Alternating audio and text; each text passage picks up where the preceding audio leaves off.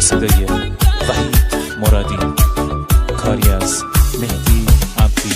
پالنگ وحشی بی من دستیا کردی، یار جنگی من، شلوار پلنگی من، خالش و روزارم بر مسیا کردی، یار جنگی من، شلوار پلنگی من، حسی که به تدایمتی برگی برندوه، یار جنگی من، شلوار پلنگی من، این جنگی کاتی عاشق تا که زندوه، یار جنگی من، شلوار پلنگی من.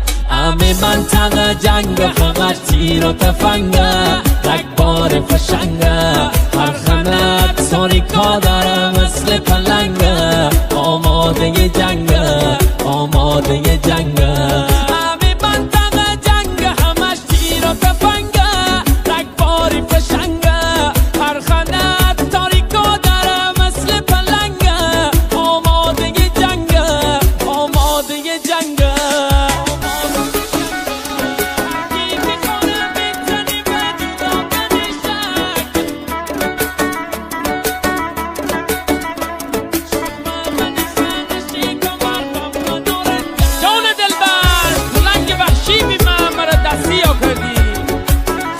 و روزارم ببر مسیح کردی، یادش بخیر.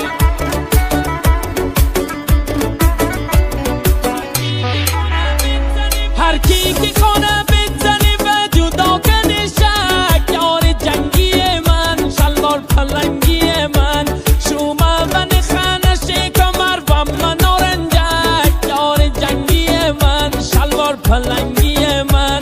همه دوننه که حسیم اول و آخر، یار جنگی من، شلوار پلنگی من، تستش دست رک زمان نکندی باور، یار جنگی من، شلوار پلنگی من.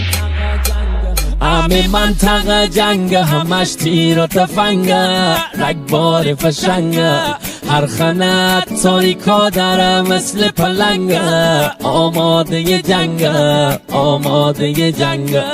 همه منطقه جنگ همش تیر و تفنگه، رگباری فشنگه، هر خنت تاریکا داره مثل پلنگه، آماده جنگه، آماده جنگه.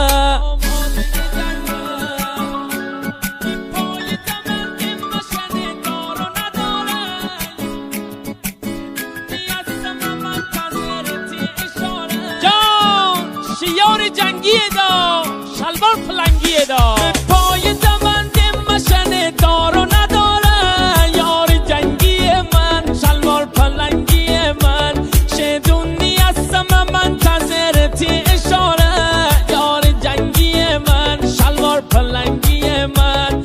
حتی رنگ داره به اسم غیرت خالی خوره، یار جنگی من، شلوار پلنگی من، هم تیپیش بوری تناب داره، یار جنگی من، شلوار پلنگی من. همه منطقه جنگ فقط تیر و تفنگه، رگبار فشنگه، هر خنت ساریکا داره مثل پلنگه، آماده جنگه، آماده جنگه.